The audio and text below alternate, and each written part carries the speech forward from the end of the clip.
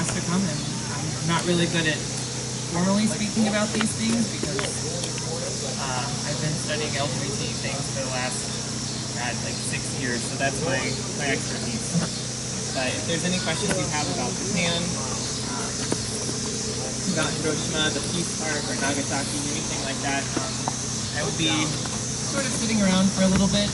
Unfortunately, because of our 3 shootings in the United States this weekend, Friday here in Kansas City, Saturday in El Paso, and this morning actually in Chicago and Dayton. There was we had a playground shooting in Chicago that hasn't gotten any attention either.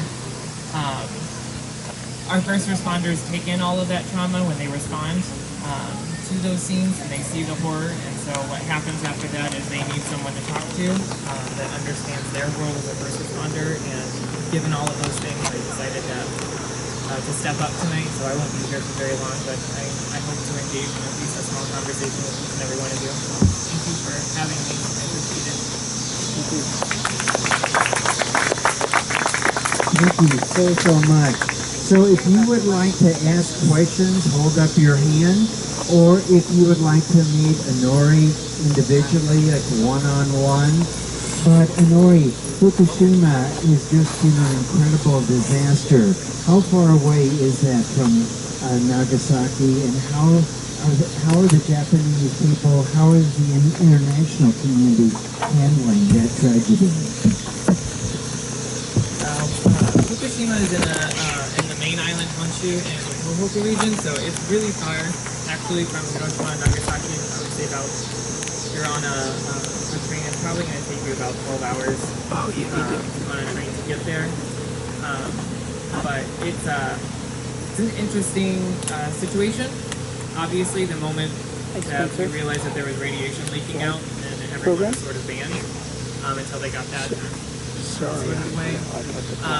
The one path that I can give, the Obama administration during that time period did ask the commander of the Navy in the Pacific if they wanted to help. So one thing of the international community is the United States military, our Navy jumped into that hot scene as soon as it happened to lend a hand. So that's always a nice thing to know that at least your friendship with another nation is very strong. Can't really speak to this administration very much. I read recently that the fact that we have nuclear power plants and they only from like 10 and 50, that we actually have their emission standards. So they have found that in shutting down nuclear power plants, they have reversed, and all standards that we've done have been reversed by they're not using all that power. So that is something positive that nobody hears about. Right? Being a man. Do you mind like summing up that question for the recording, because it's not. And not everybody heard the question. Not everybody heard the question. It wasn't really a question. It was just basically stating that since the closing of Fukushima Daiichi, and that the nation of Japan has taken on some green, solar, wind, etc. They've taken on some green forms of energy, and that is actually, sorry, I apologize. I guess that the damage that was done by Fukushima, the emissions has been reversed with everything that's put in place because they're not going back to the nuclear power that we had before. Okay, yeah, so all right, thank you very much. So essentially, like the radiation levels, the emission levels have decreased dramatically because instead of relying on nuclear power in that area, they have switched over to green forms of energy like solar. Summarize it well enough? To what extent was Hiroshima a military target versus a civilian target? Repeat question. I know, right? You guys are testing my history knowledge. Okay, so I do know to what extent was Hiroshima a military versus civilian. I'm not familiar with the reasons why.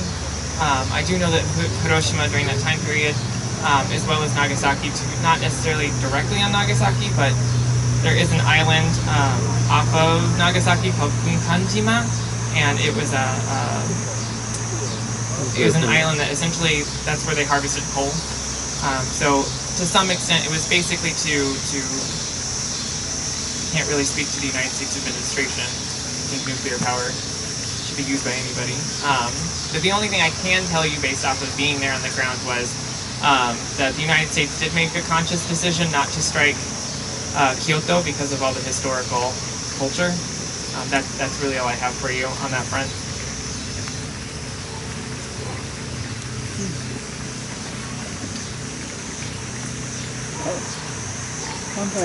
One thing that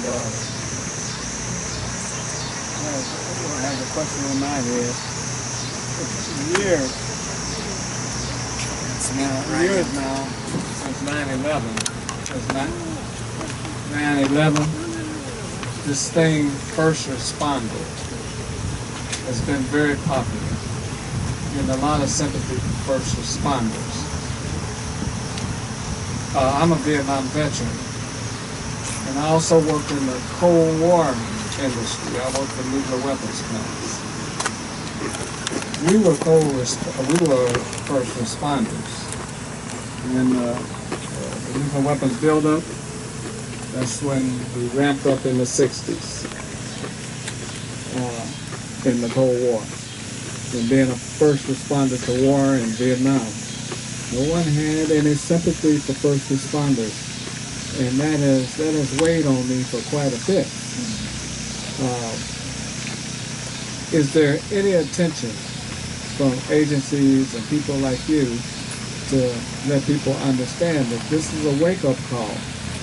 We had many problems, still have, from the Vietnam War not being answered. And the Cold War, no one ever talks about. No one ever talks about the casualties of the Cold War. Who were they? War has one thing in common, right? That's death. Well, we have been dying for 70-something years ever since. So I hope people take that in consideration when you hear someone like John Bailey Slipper whimper and whine about those people, the 9/11 responders. Give the Cold War people, think about that. Think about what has been going on with that.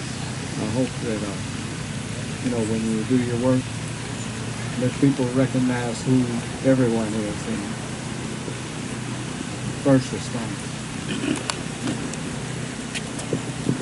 Thank you, Maurice. Did you want to respond to that or just agree? I don't really have a response to something. Okay. So why don't we, those that would like food, go ahead and have it. And those that would like to speak to Inoru, person to person, feel free. Inoru has to leave about 7:15. Our program will begin at 7:30. So we have some of the presenters for the program. And we have like a beautiful day. The cicadas are out. And this is truly a remembrance. It's not that we can take sides, but we can say, I am sorry. Because these nuclear weapons make no discrimination between the persons fighting the war, the women, the children, the elderly, the disabled. It is total destruction. And we have come so far since then. And yet here we have this plant which Maurice worked at for 32 years. And we are continuing to upgrade these weapons of war. And day or week after week we hear that President T has withdrawn from this treaty or that treaty and he wants to expand. And it's almost like, we are sitting in a place where the water is hot and the water is being turned up a little hotter and hotter. And we are already at the boiling process.